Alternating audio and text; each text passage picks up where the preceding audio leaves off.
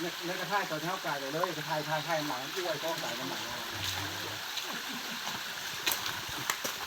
มันลุกขบวนก้อนมันจะอ้วยก้อนมันหนังเลย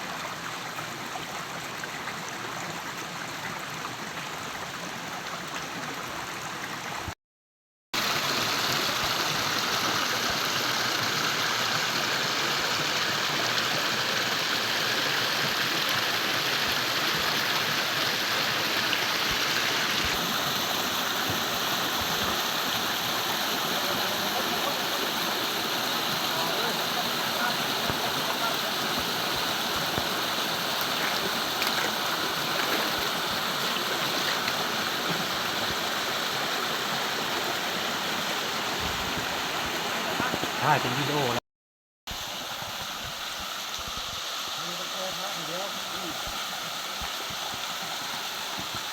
แล้วถ่ายรถถ่ายกับข้าก็เอาหน้าครับรถกับข้าไม่ได้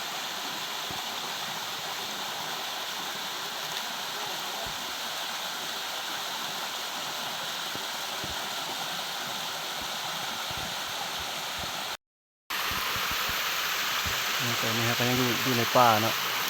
นี่คือทีมงานท่องเที่ยวโถเมืองในป่าคือเจ้า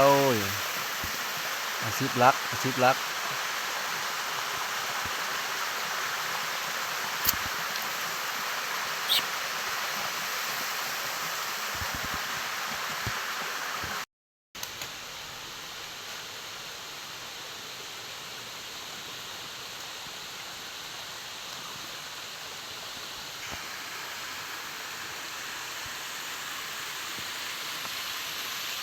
ตัวนี้ดีไปนะลงอันนี้บนเราเนี่ยลงถึงเตะลงอยู่คอยค่ำลงแรงแล้วลมสัตว์วีดห้วยตะเลย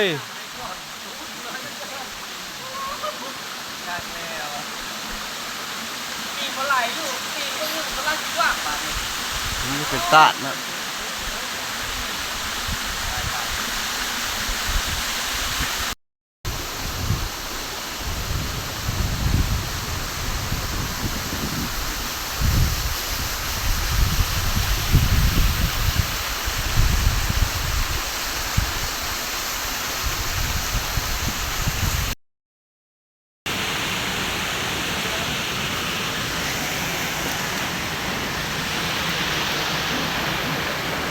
ห้วยละนึ่มห้วยละเปิ้น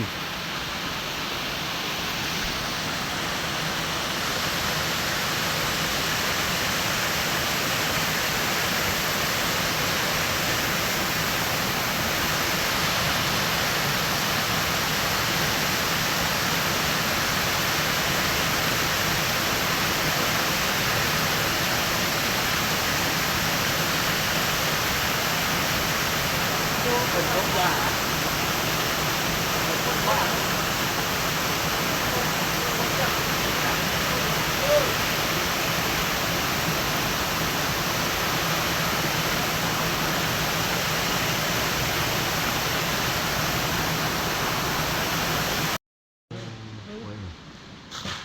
คืองามเนาะ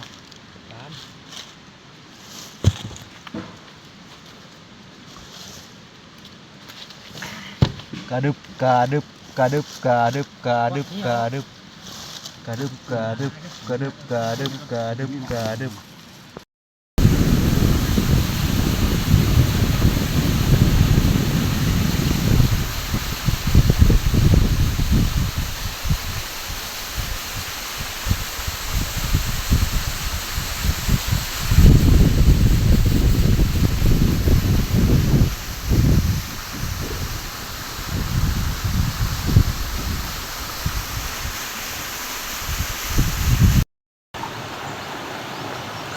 ห้วยตะเลย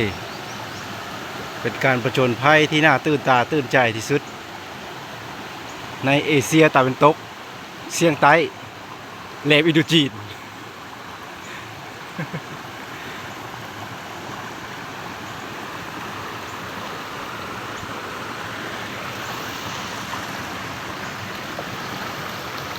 นี่คือนักผจญภัยที่มีชื่อเสียงอันดับโลก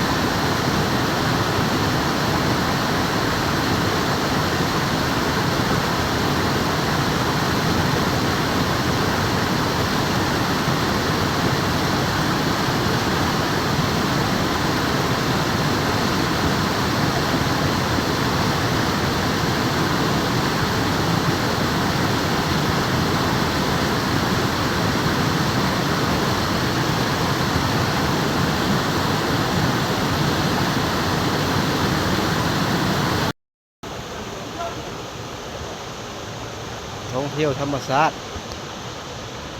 ท่องเที่ยวอันดับโลก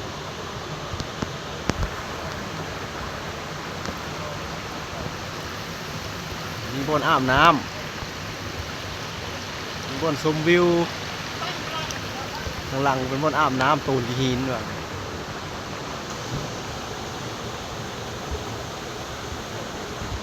ข้างหลังเป็นบ่อนตูนกีหินก็เดียวอาบน้ำ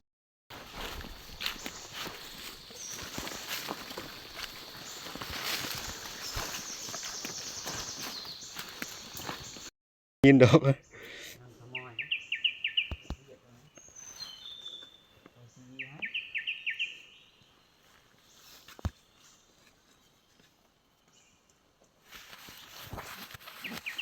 กระดึบกระดึบ